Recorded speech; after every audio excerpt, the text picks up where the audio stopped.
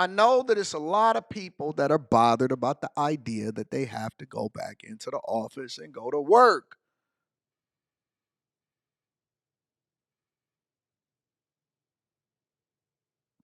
Night J said if you're wearing a kilt with underwear, it's just a skirt. That's true. I never thought about it that way. A lot of people are upset about the idea that they gotta go back to work.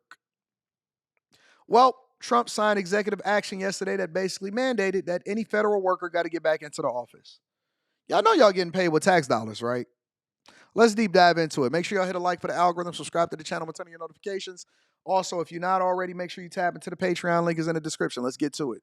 Let's get back to those executive orders now and executive actions, too, signed by the president before that crowd. One of the most important to our viewers had to do with the federal workforce. Let's listen. Sir, the next item, as you announced in your speech, is a requirement that federal workers return to full-time in-person work immediately. You hear that crowd? That's from a lot of people that's out here in these streets getting to it every single day. Affects a lot of people in our region. The News 4 I-Team's Tracy Wilkins joins us now in the studio to break down what's actually in that executive order and what it means to a lot of people here, Tracy. Yeah, a lot of folks paying attention to this. We have more than 3 million federal workers nationwide. 15% of them work here in the D.C. region. It is our largest employer here in our region. So plenty of folks paying attention to this and waiting to see what President Trump would say about the return to the office for federal workers. Let's take a look at the executive order and what it is that it's saying exactly. Heads of all departments and agencies in the executive branch of government shall, as soon as practicable, take all necessary steps to terminate. She can speak really well. I'm very impressed with this woman. Remote work agreements and require employees to return to work in person at their respective duty stations on a full-time basis, provided that the department and agency heads shall make exemptions they deem necessary. So there are a couple of important things that we need to break down here. First of all, remote workers, these are some folks who have never been in an office who are now being told that they need to return to the office. Guess what? That's called being an adult and growing up. If you are in a position to where you can work from home, congratulations. I don't think that that's a problem if that's what your company deems necessary. But guess what? You're working for the federal government, which means that you work for the taxpayers. And some of you guys went and got jobs with the federal government and you thought that you was going to be working from home for a long time. And the reality is that you knew that this was coming, so you had an opportunity to prepare for it. If you wanted to stay working from home, you should have went and got another job, or you should keep looking. It's just life. It's just life. Usually when I drop these videos, let's say, for example, I clip this up and I drop this video, there's usually going to be people that feel some type of way in the comments because they'll look at the cover photo and then they'll look at the title of the video and they immediately start commenting before they ever even watch the video, and they say, Anton, I can't believe that you're saying that everybody got to go back into the office. Nope, that's not what I said. What I said was everybody don't have the luxury to be able to not go back into the office. It's just life. It's called being an adult. Sometimes you got to do what you got to do when you don't want to do it because there's a greater cause or a greater purpose as to why leadership is deeming you have to go back into the office. And some of y'all trying to justify y'all value to me. I don't care. I don't care. I'm not your supervisor. I'm not your director. And I'm not your manager. I don't care. I genuinely don't. If you are a person that bought a home in rural America somewhere, anticipating that you would never have to go back into the office, guess what? You're going to have to figure it out. That's just the way that the game has been played. I'm sorry. I know that you're a strong woman and you standing on your principles and you thought that you wasn't going to have to pay for daycare because I can go and do it on my own and I don't need you and all of that stuff. But you're going to have to man up now. You're going to have to put your big girl panties on and you're going to have to man up. All great things eventually come to an end. All great things eventually come to an end. That's just the way that it is. They say 54% of federal workers did not telework. That means, right, if my mental math is correct, 46% did telework, at least on a hybrid basis. 10% is fully remote. That's a lot. You know how many federal workers we got? Millions. We have millions of federal workers. 10% of that is a lot. 80% of all hours performed was in person. Well, then that means you ain't got nothing to complain about. Go ahead and get back to work. It's time to get back to work. If their supervisors say that that's what is necessary. One of the largest unions representing federal workers is AFGE, and they told me that over 50%, some 54% of government workers never teleworked at all, and only 10% are fully remote. Those are the folks who I was just talking about, who some of them have never worked in their offices and have always worked from remote locations. They said 80% of all hours performed are done in person. Now, that's people always selling me on this thing that, man, I'm way more proficient at home than I am at work. Use a lie. Listen. I've seen a lot of people tell me a lot of things, and I know you lying. I know you're lying. Man, I get way more done at work at home than because I work harder, because I don't have to do the commute hours. You a liar. You're lying. There's no way that you can tell me that you're a lot more productive at home than you are at work. I don't believe you. And that don't mean that I'm right. That just means that I'm just giving you my opinion, and I don't believe you. I do not believe you at all. Not even a little bit. You're a liar. You're late to the Zoom meetings, and all you got to do is roll over because you forgot to turn your computer on. I know so many people. Listen, the mouse, the let the mouse keep moving thing, those cells exploded. It exploded to make sure that your computer stay on. The amount of people that went idle in Microsoft Teams is documented. Exploded. Where are y'all getting these lies from where y'all keep on trying to tell us that you are way more efficient at home than you are in the office? I know you lying. I know you lying.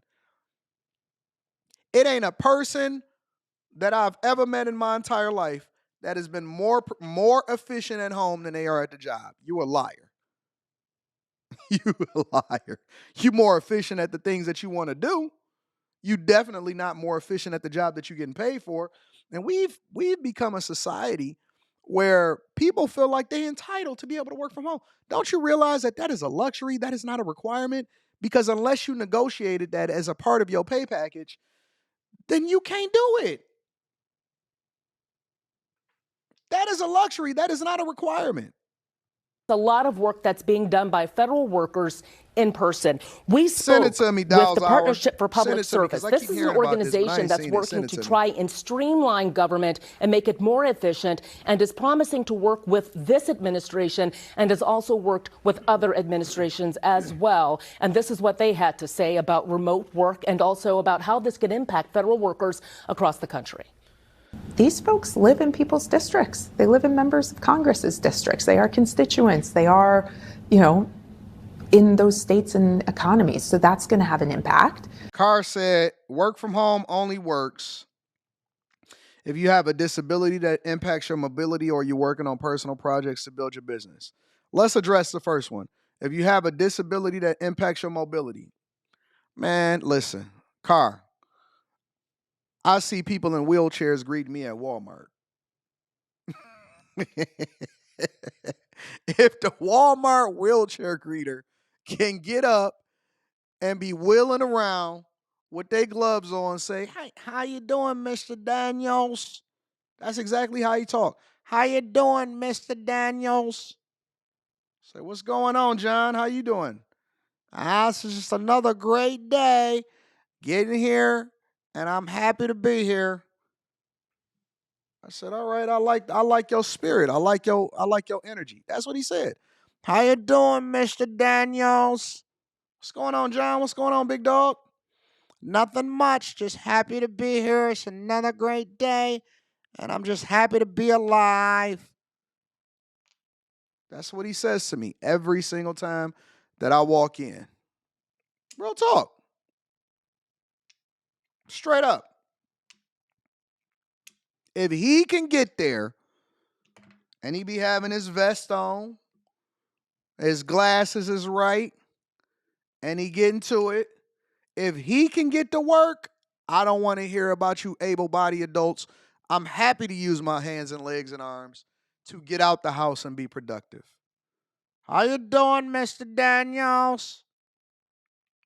How you doing?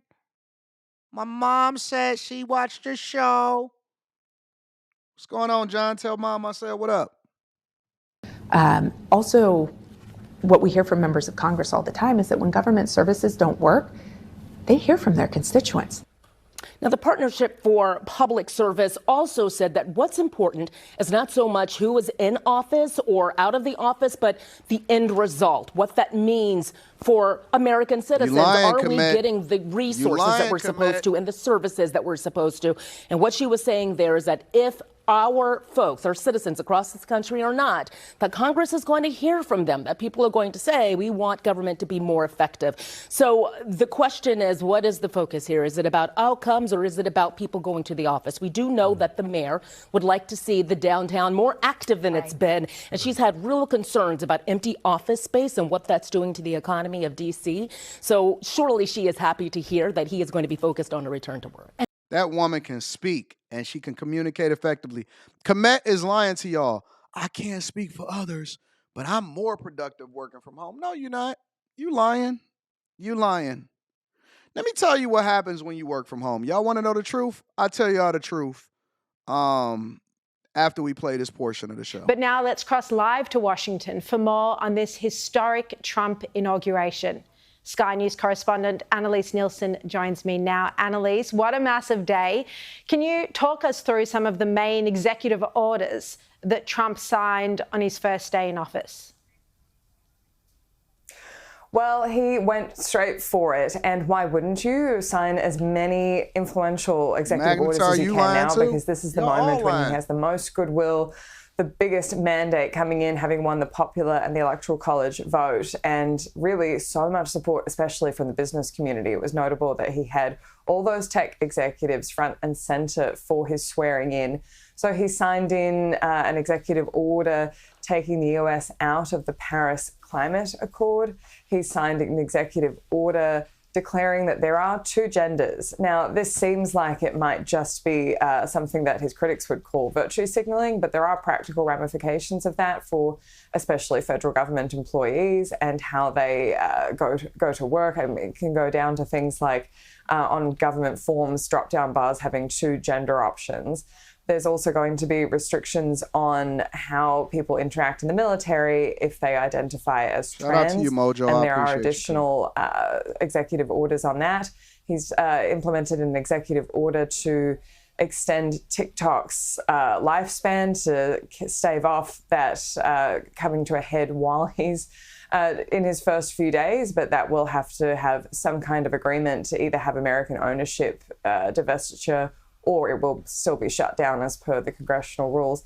And he's implemented another executive order that's going to make a big difference here in Washington, D.C. He's mandating that everyone has to go back to work, no more teleworking, and that's going to be a big impetus for his Department of Government Efficiency, which was supposed to be Elon Musk and Vivek Ramaswamy. They announced yesterday. Tell me why y'all more productive, because I don't believe y'all. I think that y'all lying to me, and I'm tired of y'all lying to me. Brandy said, let's be real, this has nothing to do with productivity and everything to do with commercial leases. They're paying for empty buildings and miss their work wife. Two things can be true at the same time, and it's going to drive down the cost of having people on the payroll that ain't doing nothing, because it's going to be a lot of people that want to quit and egg out or go and get better jobs. 100%. Absolutely. Let me tell you something. When you work from home, most times, obviously I'm not going to say all, but most times when people work from home, you know what happens? They become more unhappy. You know why? Because the first thing they do is they start to get fat.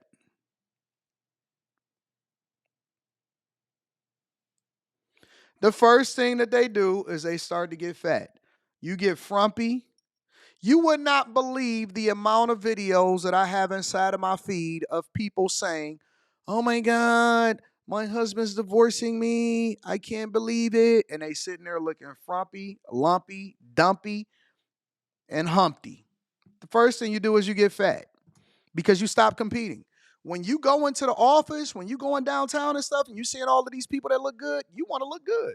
You start to get influenced by the other people that surround you. You want to look good. You look productive. You look good. You start to take care of yourself more. The first thing you do is get fat. The second thing you do is you eat more than you would have if you was out and about walking around getting your Apple calories. I ain't even got my watch on today. I just put on my Apple Watch. You get more active, you lose weight, you snack, you got a snack demon on your back. That's what's happening. Some of y'all are snacking your way into being frumpy because you work from home all day. You got Oreos, sugar crisps, honeycombs. You eat cereal without the milk because you use it as a snack. You eat cereal without the milk as a snack. You just pour it in a bowl and you just Apple Jacks, honeycombs, fruity pebbles. You start dreaming up of different ways for you to make some kind of amalgamish meal together. You put together craisins, sugar high, getting big. Don't nobody want to see you. You don't even take a shower. When you go to work every day, you take a shower before you leave, or at least you should. Teeth ain't brushed. You starting to get cavities. You don't shave as much. You look unkept. You don't take care of yourself. You don't stop at the gym. But I'm saving money. No, you really not, because you're missing out on opportunities. You're missing out on networking. You now look stupid. When you go out, none of your clothes fit. All of your stuff is there is benefits to being a productive member in society. Kenya says, but you're working from home. Am I? Am I, Kenya? How am I working from home? Kenya, you do realize that I have an office that I built. And if you're a part of the Patreon, you see all of the work and all of the spaces that I built, as well as the additional office space that I just bought. And I'm not working from home. I'm on the road. I am in DC. I'm out in the streets on a regular basis. I'm out and about. I meet people all day, every day. I am actually dressed for this live stream. I could do what I do from home. I could literally go and set up in the basement or somewhere and set up this exact same sets. But I drive into the office every day that I'm in the city to put on a show and to be productive and then to go out downtown and interact with people on a regular basis. How am I working from home? Think about what you're saying. I pay for office space. You have office space that's offered to you, and you still don't take advantage of it. How am I working from home when I'm out and about? Every single day that you see me, I'm in a different location. Whether I'm out in the suburbs, in a different city, in the office, or I'm down in my downtown studio apartment.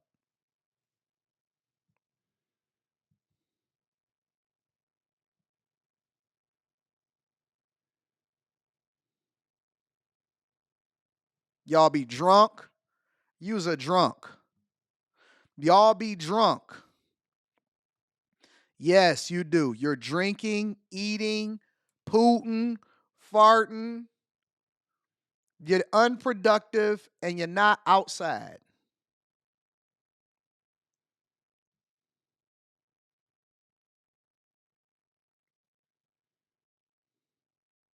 I'm in a hotel room. I'm streaming from a hotel room because I had events that I need to attend.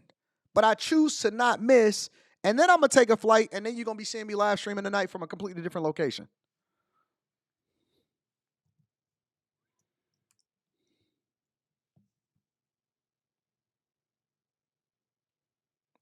All right, go ahead. Y'all keep fighting it.